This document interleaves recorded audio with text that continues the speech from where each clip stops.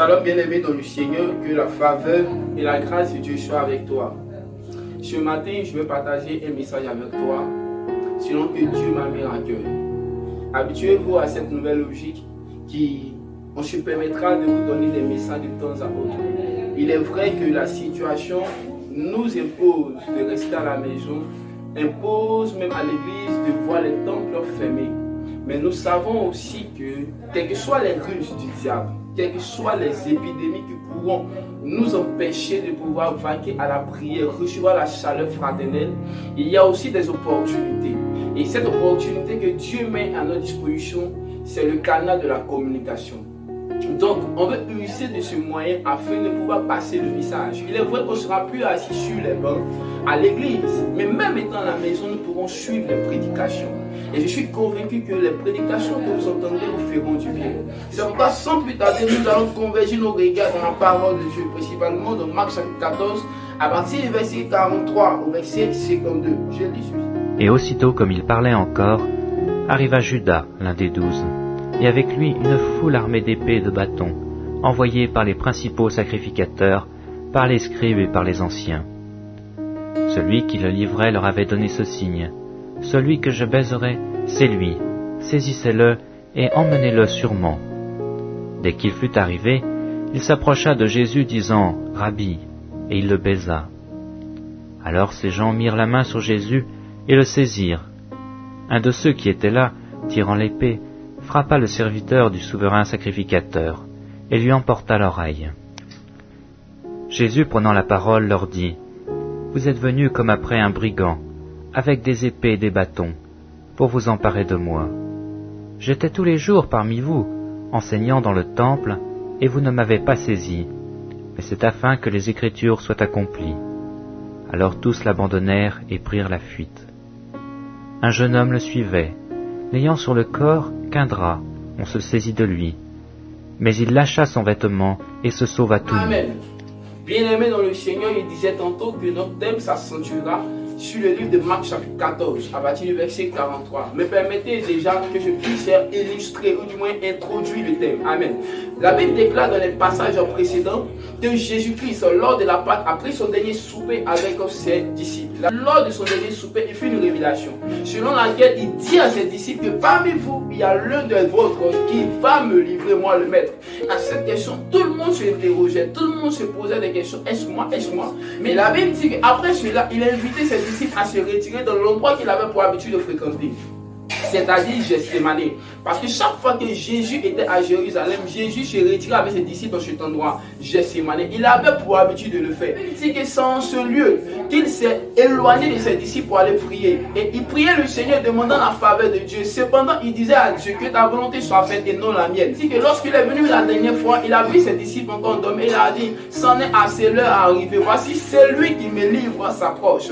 Et maintenant, nous rentrons dans le verset 43. La Bible dit que lorsque Jésus leur a dit cela, ils ont pris le chemin de l'avant et ils ont rencontré une troupe qui venait, et au devant d'eux il y avait l'un des leurs, il y avait l'un des disciples du nom de Judas. Judas était devant cette troupe et il avait derrière lui des personnes armées d'épées, des personnes armées de bâtons, comme s'il venait prendre un brigand. Judas s'est approché et il a embrassé Jésus. Il a fait un baiser à Jésus. Il a câliné Jésus. Il lui a montré toute sa tendresse, mais c'était une tendresse empoisonnée. La Bible dit qu'à ce baiser, tout le monde est venu l'attraper. Pourquoi? Parce que quand il quittait les sacrificateurs, c'est le signe qu'il leur avait donné. Il leur avait dit que celui que je vais embrasser, celui que je vais côtoyer, celui que je vais enlacer, c'est celui-là, certainement attrapé. À cela, automatiquement, l'un des disciples de Jésus-Christ n'a pas voulu rester là, inerte, sans réagir. Il a tiré son épée et il a coupé l'oreille de l'un des sacrificateurs. Et la Bible dit que c'est en ce moment qu'ils ont attrapé Jésus. Tout le monde s'est mis à fuir. Tout le monde a abandonné Jésus. Bien-aimé dans le Seigneur, qu'est-ce que nous pouvons retenir? Le premier enseignement que je veux partager avec toi, c'est que de ce qui est tout peut sortir la condamnation. Écoute, la Bible dit que c'est pas un baiser que Judas a trahi Jésus. Le baiser en réalité c'est un signe d'affection, c'est un signe de douceur. Embrasser quelqu'un c'est pour lui dire tu l'affectionnes. C'est tellement doux que celui qui reçoit le baiser automatiquement était pris d'une émotion. Mais la Bible dit que de ce baiser d'où sortit une condamnation. Ils ont attrapé Jésus. Ah, Écoutez-moi très bien. Bien-aimé dans le Seigneur, ce n'est pas tout ce qui est doux qui attire la faveur. Il y a des circonstances, des moments où même ce qui est doux peut t'apporter la condamnation. Alors toi qui me suis, écoute-moi bien, il est vrai que le sexe est doux. Il est vrai que l'argent est doux.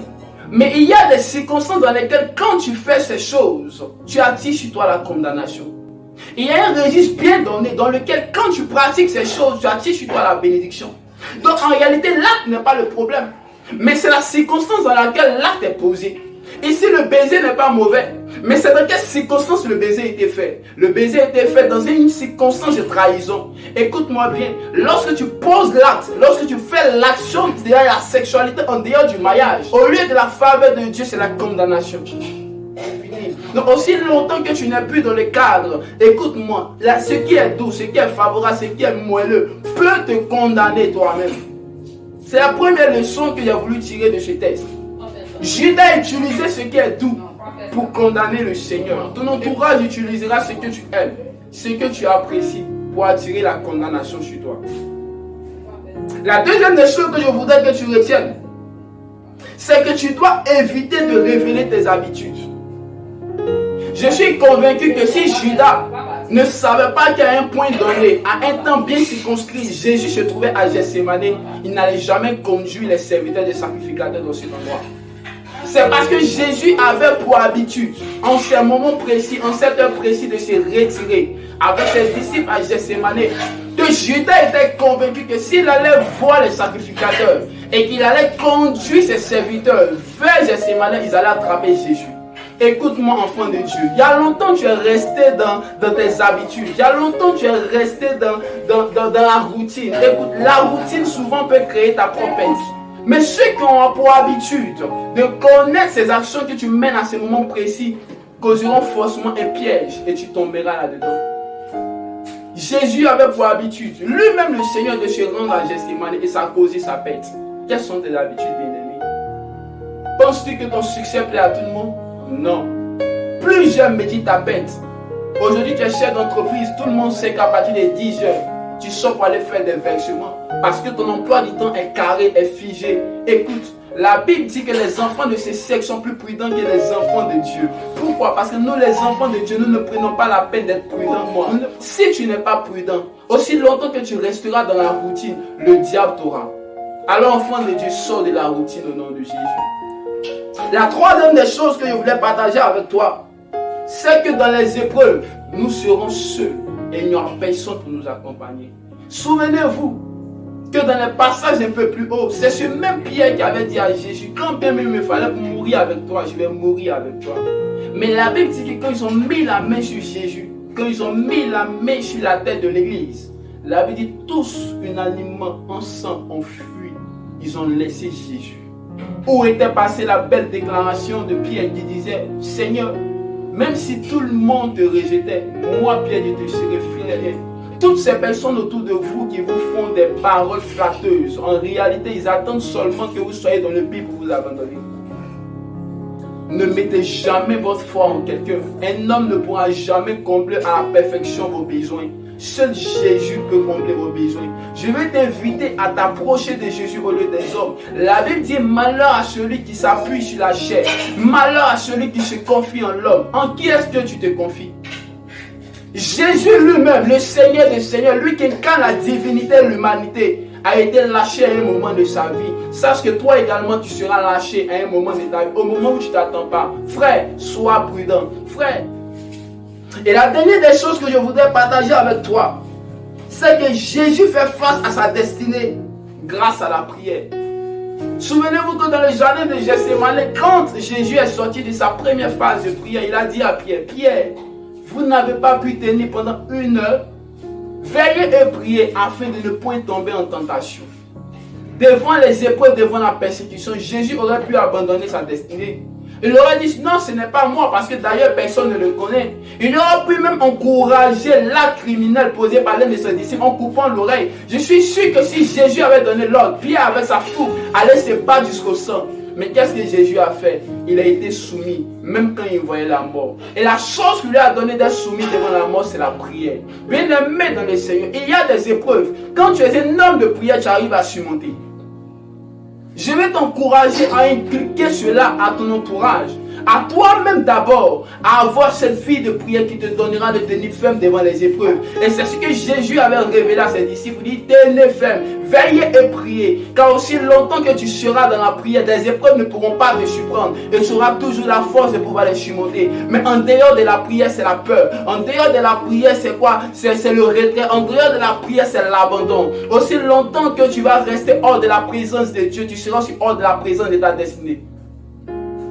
Je vais t'encourager au travers de ces 4 points, bien-aimés dans le Seigneur, au travers de cette exhortation de Marc chapitre 14, à adopter les bonnes attitudes. Fais attention à tout ce qui est doux.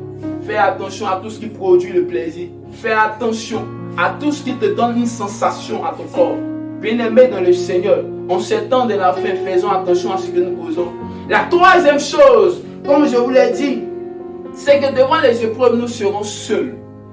Ton entourage, même ton fiancé a beau dire je t'aime, nous sommes unis par la vie, mais il y a des personnes lors de la maladie, leur fiancé les a abandonnés. La maladie a montré le réel visage de leur conjoint, de leur conjoint. Écoute-moi bien, l'homme va beau te flatter, mais Jésus ne te flatte pas. Jésus lui te dit ce qu'il est, mais l'homme lui te flatte. Alors arrête de mettre ta confiance en l'homme. Et la dernière chose, c'est la prière. Bien-aimé dans le Seigneur, sois un homme de prière. Je vais t'encourager, je prie en ce moment précis que la vie de prière te caractérise. Je suis convaincu que si nous sommes des personnes de prière, rien ne nous échappe. Alors sois un homme de prière, sois une femme de prière. Que Dieu te bénisse. Je prie que l'Éternel mette dans ton cœur cette soif de la prière. Je prie que l'Éternel te donne la soif de cultiver cette intimité avec le Seigneur. Que l'Éternel bénisse.